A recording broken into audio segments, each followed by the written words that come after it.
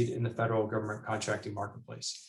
Again, I'm Matt Stavish with Public Capital Access, and we're going to kick it off by sending it over to our CEO, Ed Stuckey, and he is going to introduce everyone to who are we at RCA.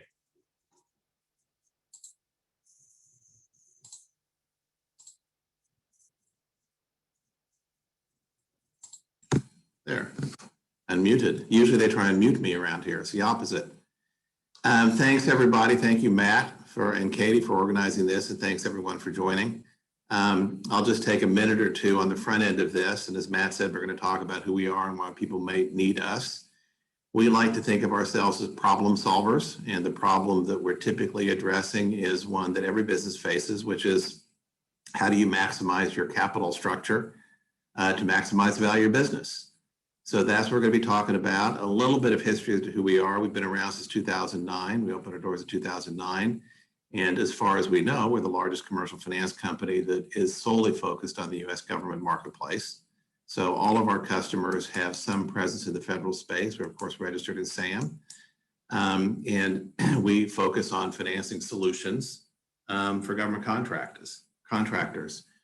We are also part of a very large financial services company based out of Little Rock that's been around since the 1930s.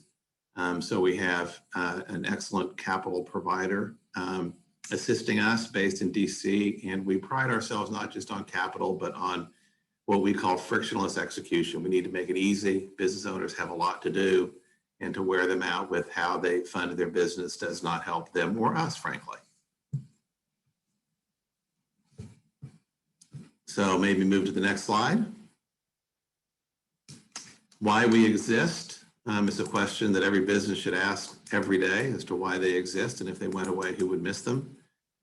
We help government contractors grow through maximizing their capital structure, making it most efficient possible.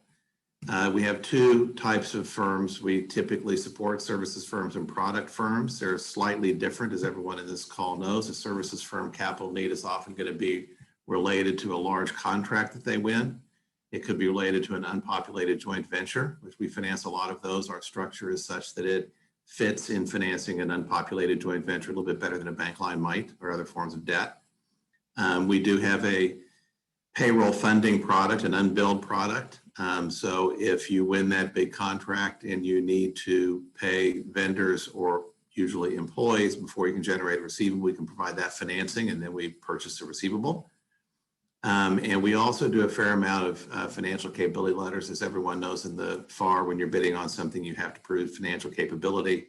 So we can provide those letters really at any level. They're contingent upon winning a contract, of course, but we do hundreds and hundreds of those a year. There's no charge for those. We just do that to help people grow their business. Product firms do have a slightly different capital need. Often it's to pay vendors as soon as a product is delivered. And if a government contractor is having a challenge getting vendor credit, we can step in and provide that financing for the contractor. And we also work, we don't do this on our balance sheet, but we work with several purchase order finance companies. If it's longer lead time and a letter of credit has to be placed with a vendor, an OEM, to provide product in order to fulfill a government product. So we like to say, why do you need us? We will help you grow your business. That's really what we're about. And as I said before, we do a lot of financial capability letters on the front end of a bid. If you get the contract and need working capital, if you're running out of working capital because you're growing quickly, often we can provide that solution. Often our customers will have a bank line, but for a variety of reasons, they may win that outsized contract. The bank is a little skittish to provide the financing. We can step in and provide financing on a fairly short-term basis until the bank is comfortable and can pick up the entire credit facility. We don't charge, we'll talk about this later, but we don't charge termination fees. So we're perfectly fine financing someone for 60 days or for 6 years. It makes no difference to us, but it's not going to cost you anything if you move to a different facility. There are a fair number, we work very closely with a lot of service providers in the industry, bankers, accountants, attorneys, and it's similar products that we provide for their customers. So often a service provider will know of a need that a customer has, a capital need a customer has, well in advance of that person may be going out in the marketplace to look for it. We get that call and we'll sit down and try and construct something that works for everybody involved. But it's a great benefit, obviously, for any service provider to be able to provide that additional service to solve a customer's, client of theirs individual needs.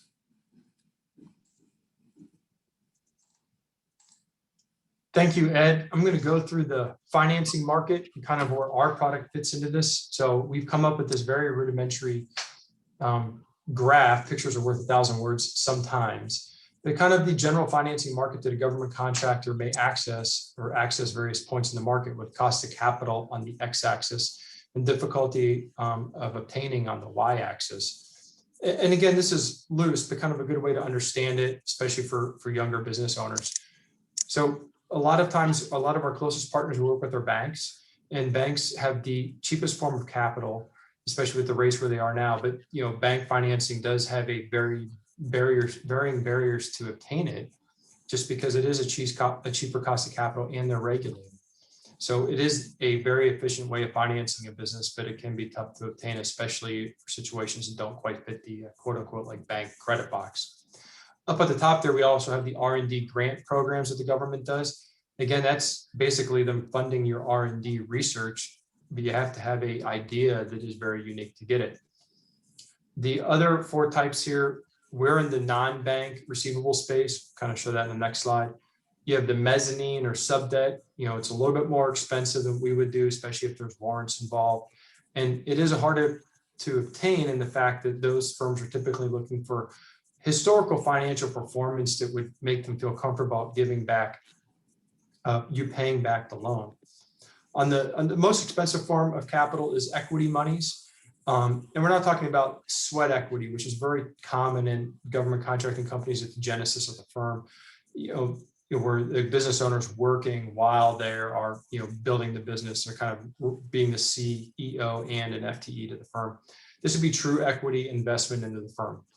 At the bottom of the page, and we'll talk about this, but you have the merchant cash advance industry or fintech, the folks that are very quickly funding you, and like all things in life that are fast, cheap, and good, getting your money very, very fast is typically going to mean it's also very expensive.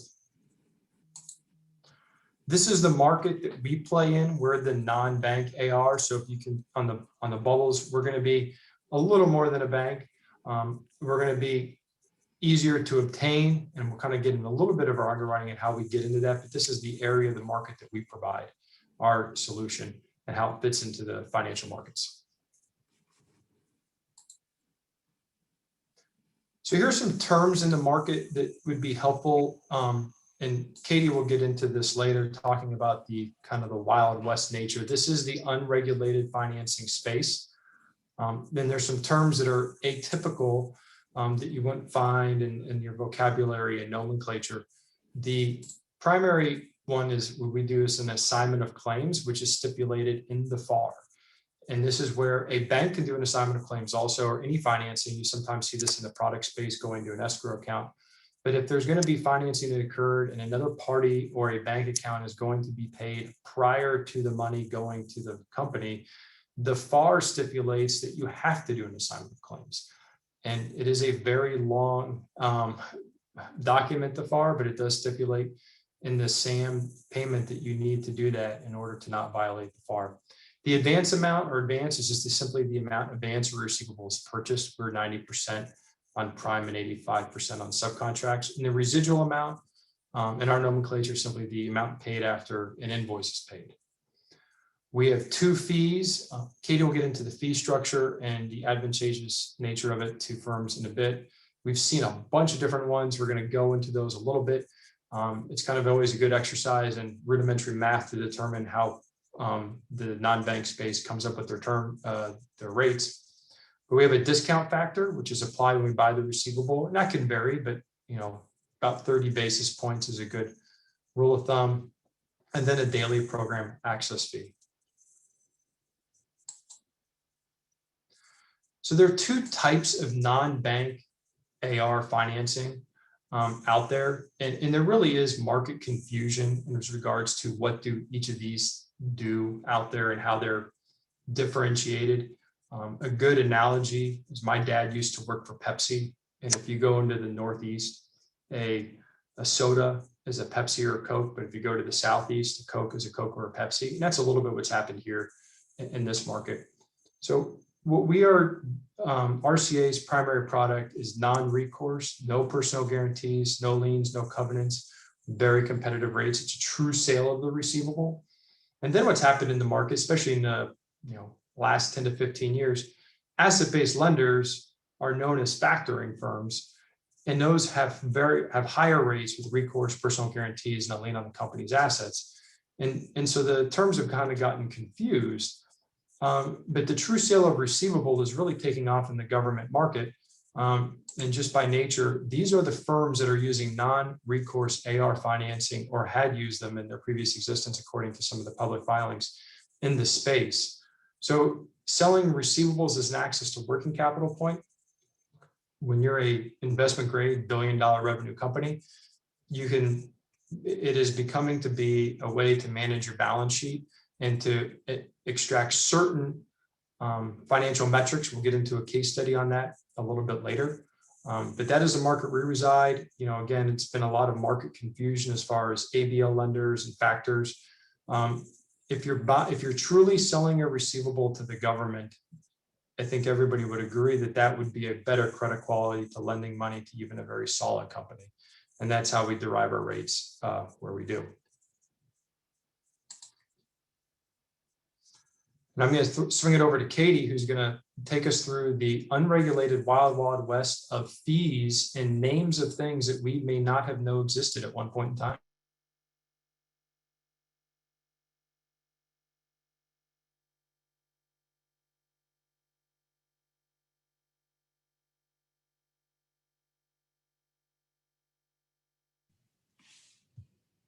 All right, thanks for unmuting me. So one thing we thought that would be helpful would be just shedding some light on kind of the various structures that you'll find in the unregulated world of finance.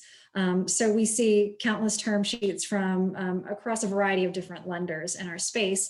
And we often have companies coming to us seeking counsel on how to interpret these term sheets. Understanding that a lot of the folks on this call might be government contractors who've received term sheets, or say maybe our friends in the banking community who have very usually standardized term sheets. Some of these terms may catch you off guard. So let's dive in here. So first, float days. That's something that anyone who is borrowing from a non-bank lender should really be focused on. What that means is essentially the asset-based lender or factoring shop, whomever is providing you financing, they're receiving payment directly from the government or directly from your customers.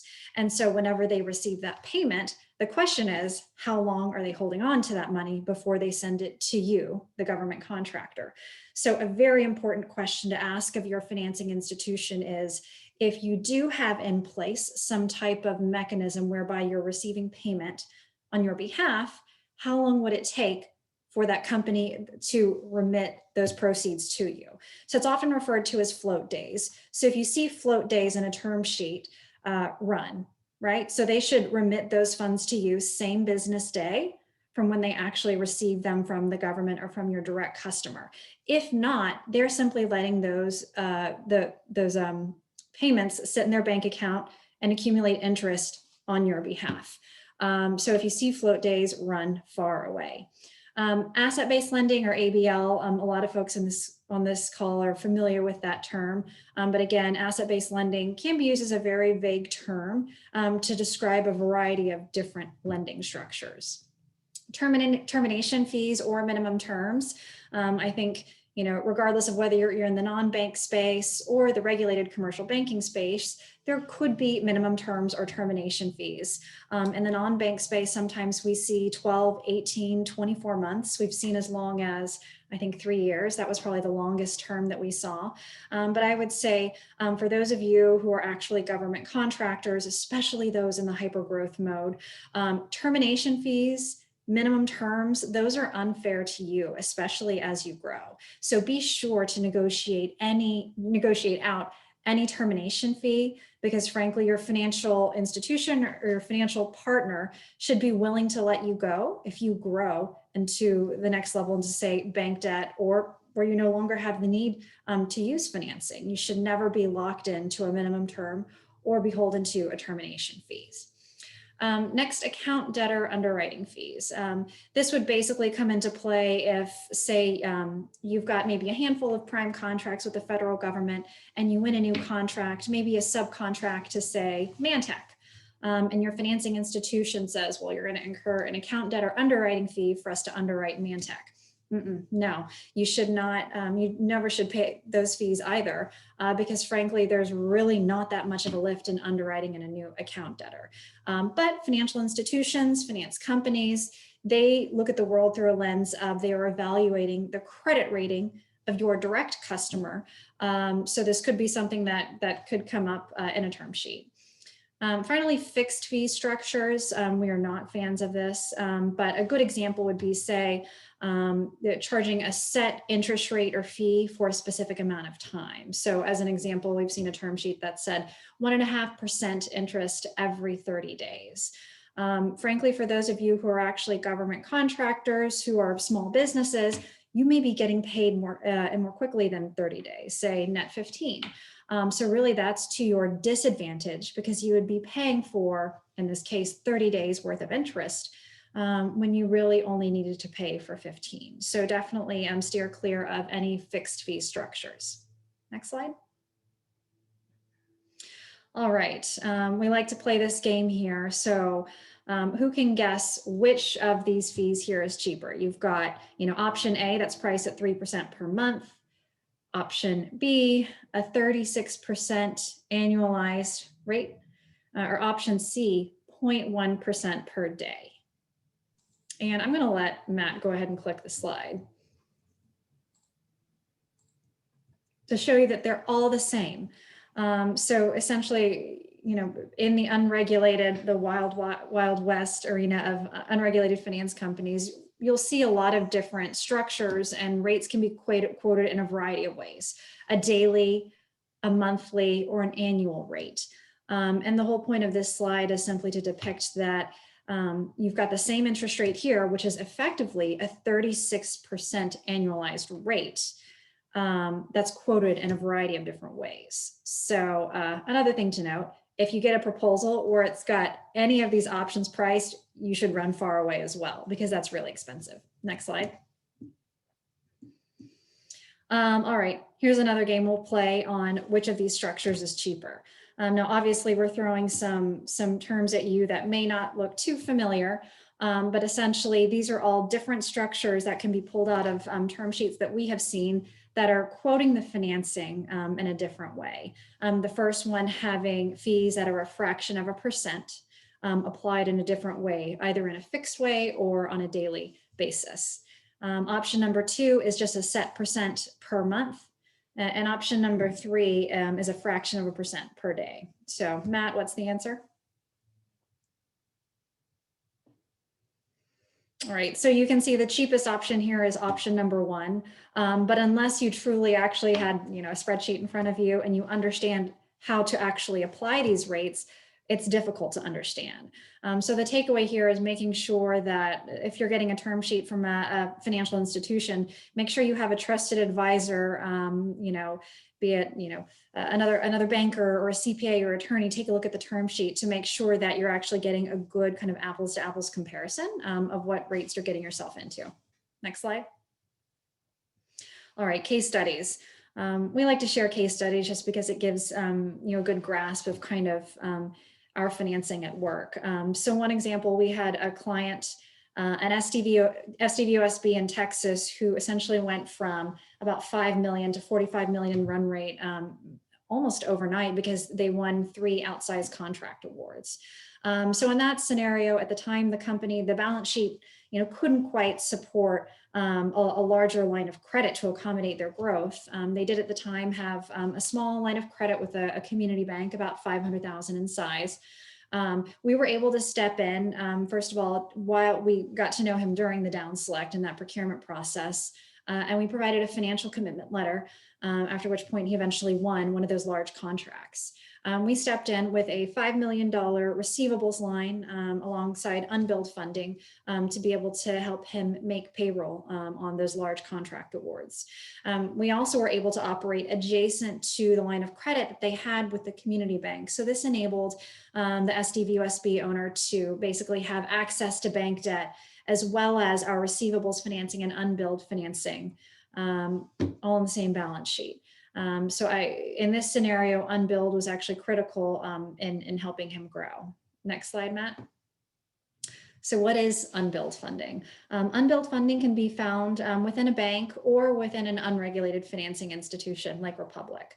Unbilled essentially allows you to gain access to liquidity before your invoice goes out to a customer. So think mobilization cost. Whenever you get started on a contract, and you're incurring cost, be they related to payroll, ODCs, whatever the need is, but you don't yet have an invoice going out the door to your customer yet. So unbilled funding can provide you anywhere up to an 80% advance against an earned but unbilled receivable before you actually start billing on that contract.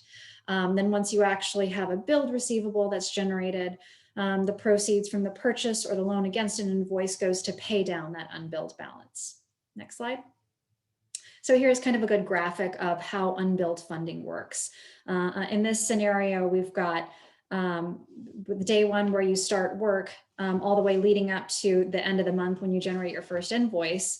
In this scenario, there's a couple payrolls to make. Yeah, there's no invoice yet to fund. So unbilled comes into play here, where a company can gain access up to 80% of an earned but unbilled invoice mid-month in order to make those payrolls. So that once the first invoice is generated, that the proceeds on the unbilled loan are paid off. And then the cycle starts again. So unbilled is great for companies who are in either a hyper growth mode, like the previous case study, or simply want a new contract and they need help in ramping up just to meet cash flow needs. Next slide. Next, joint ventures. As Ed alluded to earlier, joint ventures present a unique financing challenge in that often joint ventures in the federal space are unpopulated entities that are formed by two or more organizations coming together to prime on an opportunity. So one example of a client that we had was a joint venture on a Department of State contract where two SDVUSBs were providing translation and linguist services to state. Both SDVUSBs were solid companies. They both had their own financing in place for their own companies. The joint venture itself was unpopulated. It was a relatively new entity that they had stood up basically to bid on the opportunity, but the joint venture itself had no past performance as the entity. It was claiming past performance of the member organizations. So from a banking perspective, while they had their own bank lines of credit, it was difficult to actually obtain dedicated financing for the joint venture, and they didn't want to draw from their own lines of credit to fund the joint venture. So the solution here was Republic stepped in to provide financing specifically for the joint venture. It allowed both parties to maintain their own banking relationships. No one had to provide guarantees nor any type of collateral for the joint venture. So it was essentially a win-win for both parties and keeping everything relatively clean. Next slide.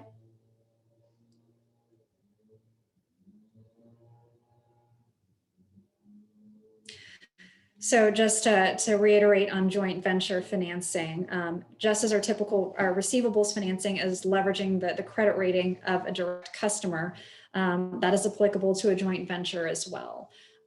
So the fact that we don't require personal guarantees or any type of collateral or capital contributions means that it creates a more even playing field for the joint venture parties.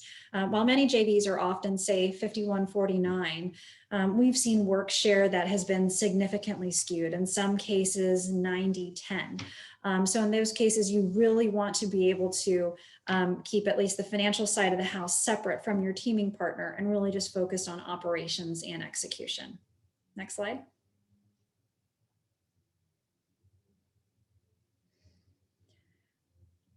And here's just a graphic that helps to kind of give an overview of joint venture financing and how that actually works. And that, again, Republic is stepping in to purchase a receivable generated from the joint venture, and then makes payments to the joint venture, which are then distributed to the JV partners.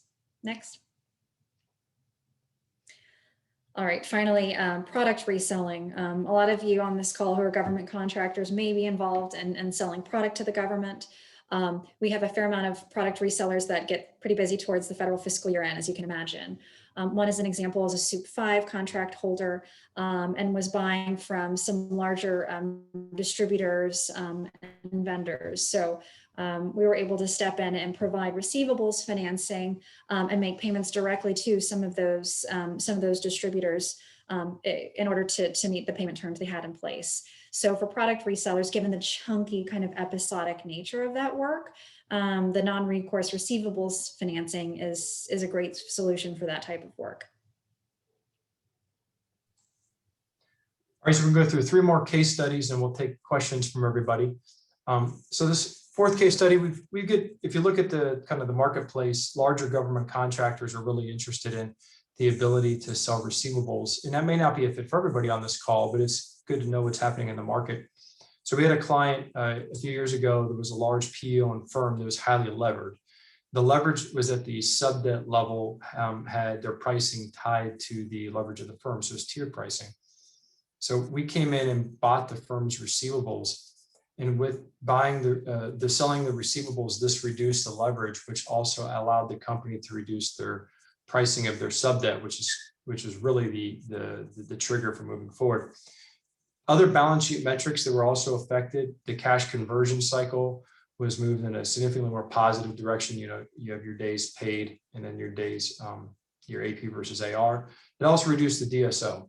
So for larger firms that really track the payment speed of the receivables as a management-based objective, this really drops the DSO of the receivable base. And this is a really unique way to put it in for more complicated balance sheets with senior and mezzanine or sub-debt. And typically we see those structures with PE-backed firms. Purchase order or production order financing. This has been really interesting in the last year because of the great need in the government community for PPE or personal protective equipment due to COVID. We always work with a PO finance firm to provide that upfront capital. The picture here is kind of a good summary of this, and we'll get a little bit why a good PO firm is worth their weight in gold. So on the x-axis, we have time, and then you obviously see the receivable to the government. Before the invoice is generated, a purchase order finance company or production order finance company, they're going to provide the letter of credit or the cash needed to get the material or supplies to ship to the government. And really what the PO firm does, it is tremendous value to lower the risk in the deal for the contractor, is the PO firm's expertise, especially with PPE, is embedding the supplier base of the contractor. Is this supplier reputable? And when you're working with manufacturers and suppliers overseas, where if you're not a company that you're always doing overseas trade, this may be an area that you don't have a lot of visibility in. You may think that you're talking to a supplier or your manufacturer, when in fact you're speaking to a middleman, which increases the risk of the deal for you substantially. And this is what a good PO firm can do. They'll provide that upfront funding, allow the product to ship or put up a revocable letter of credit. And then when you bill the government, we buy the receivable, pay off the PO advance, and that drops you into a significantly lower cost of capital. There's been a small trend in the non-bank space to have firms do the AR and the PO. That really increases the risk for the firm and the fact that you're working with people that are not an expert in both in one field or another. You need someone that is an expert in executing AR and someone that's an expert at executing in PO that knows the suppliers and the manufacturers and how to work with them to de-risk the deal for the company.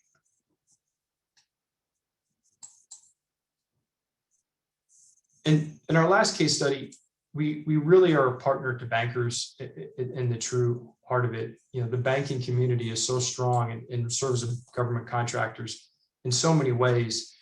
And the fact that they're regulated, it allows us to really partner with the banks to give that total solution to their client, either while they're completely clients of the bank or they become our client just for a small period of time. So very recently, a bank client needed a letter of financial capability in excess of what the bank line was underwritten. And it was in a very short term. It was RFP that was due on a Thursday. They went to the bank on a Monday. The bank said they can't do it. The bank sent us, we gave them a letter. Here's a letter for $5 million. The company goes and they win the award. The bank was willing to finance the contract once there was a period of execution and they were comfortable that the company could perform the work. So we carved out that contract. The bank kept all the current contracts under their borrowing base, allowed them to finance the one contract receivables with us with no subordination. And after 6 months, we transitioned them back to the bank and the bank took over the line. And that's just one of many examples where our teams worked with the bank to get to a total solution for a bank and their clients.